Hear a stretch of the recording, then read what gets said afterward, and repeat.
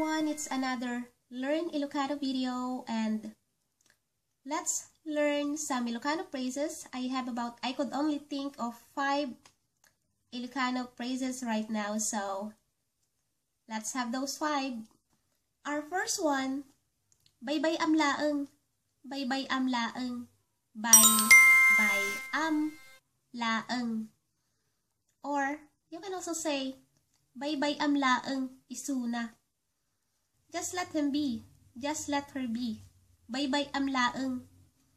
Baybayam laeng, isuna. Also, you can shorten it to just saying, Baybayam. Baybayam. And our next one, Mabiit laeng.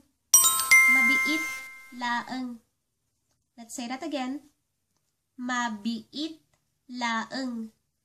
Mabiit laeng. It means, I won't take that long. Or it can also mean, just for a second. Let's have examples. Let's have an example where it means, I won't take that long. For example, you're going to your friend and you want to say, I'm going to my friend. I won't take that long. Mapanak jay gayem ko. Mapanak jay gayem ko. Mabiit laeng.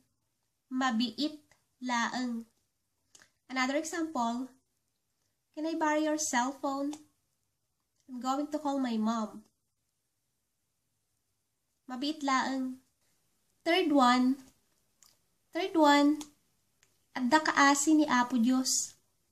Adda kaasi.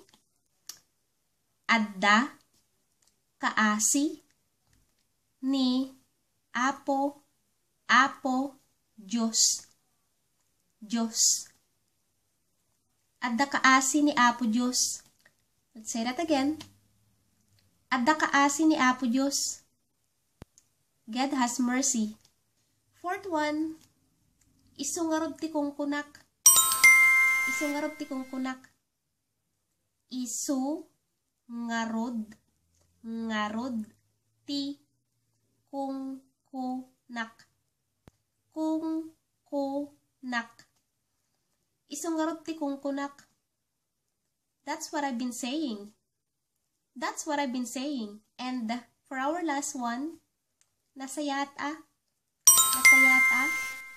Nasayaat. Nasayaat. That's good then. Or that's good. Also, you can say, Nasayaat no kasjay. Nasayaat no kasjay. Kasjay. Jay. In Tagalog, mabuti kung ganun. That's good then, if that's the case. Nasayaat no kasjay. That's all for tonight, and don't forget to check the info below. You can find all the examples used on the video, and you can find Ilocano to English and also Ilocano to Tagalog. That's all. Good night. Bye.